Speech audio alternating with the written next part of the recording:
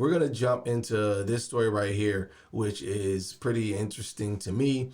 Shout out to Ricardo and all my sports fans out there. And I know you guys are probably riled up about this one because this is y'all's homie. This is y'all's man. You know, anybody who's a Laker fan should know the Lakers had a Kobe Bryant statue that they unveiled.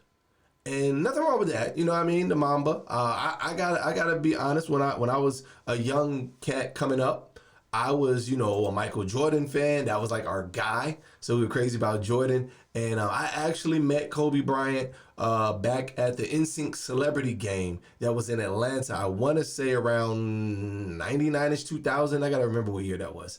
One of those years. I got to look it up to be sure. But at any rate, they had the NSYNC Celebrity Game at the Georgia State. It was at their basketball gym at the time.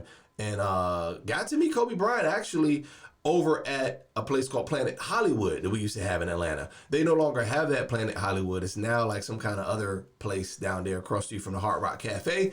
But when it was there, many people came through. MTV was filming. You had NSYNC, you had Shanice, you had Flex, you had members of Blackstreet. I think they got hanging with Mr. Cooper. It was a singing group that was signed to Alan Henderson, who played for the Hawks record label called Mass Appeal, that I would tour and do shows with. And back then, yours truly was on there as an entertainer, and the young Kobe Bryant was actually there. And I should, next time I bring up a Kobe story, I'll try to bring that footage where I can show you guys, because I got him slam dunking and playing. Mace was there. He had just recently announced his retirement from rap that year, and Mace tried to, you know, ball out, but Kobe had them handles for him and stopped him a couple of times, as I recall. But nonetheless, I was a Jordan fan. I really was late to the Kobe party.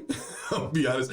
What made me appreciate Kobe more so is when I started like hearing the stories about the Mamba mentality. I was like, okay, this guy was definitely on the level when it came to focus and determination. I love the documentary about the Redeem Team, where, you know, Kobe was discussed by different teammates, be it, you know, AI, Allen Iverson, be it LeBron James and Dwayne Wade and many other Paul Gasol talked about how he ran through them. Like, all of that was pretty interesting, as well as Carmelo Anthony in the game. It was pretty dope just to hear how Kobe was able to motivate those guys, help those guys to realize they got to step their game up. And I believe that's one of the things that kind of propelled LeBron into his laser-like focus in the game. But at any rate, let me go ahead and read this story, because this was crazy to me that the Los Angeles Lakers and the city of LA would have made a mistake on this.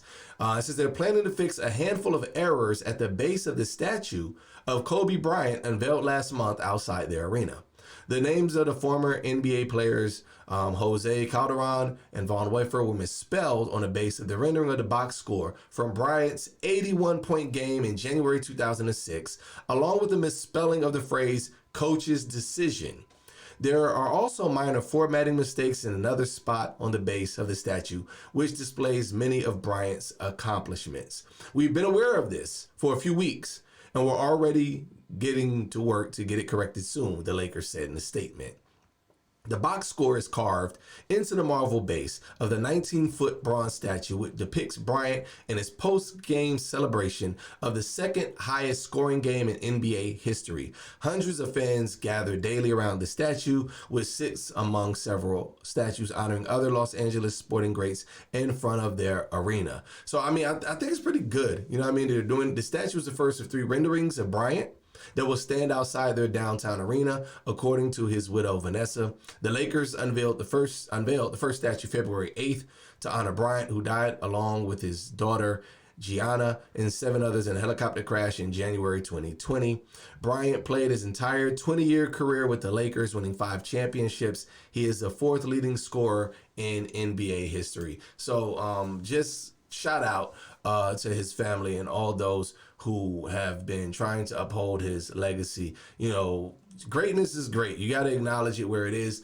And 5 championships, it's no joke. The man did 20 years with one team. I was glad he was able to get those with Shaq, and later on glad to get those on his own. Now I will say this: when it was the Lakers versus Philly, me and my homies was really pulling for AI. I know y'all was a long shot, but we wanted Allen Iverson to try to do some things, and that boy could hoop, man. I love to see how him and Lou got caught up, and he just did the little step over and everything. But nonetheless, shout out, like I said, to the Black Mamba, and hopefully they get that statue corrected and resolved.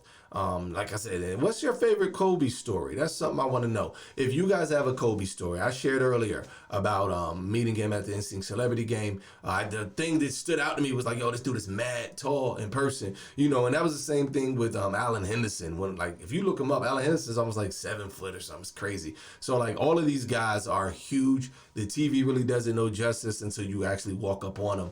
I remember one time in Lenox Mall, me and a homie was walking through and we ended up running into like Dikembe Mutombo. No, big Dikembe. And it's like, this dude is huge, man. So if you guys have any stories about, you know, different NBA people you may have met, or maybe you got a story about Kobe, something that he did that inspired you, maybe it was a quote, go ahead and drop it in the comments, share it. I would love to hear it, and we'll check it out. So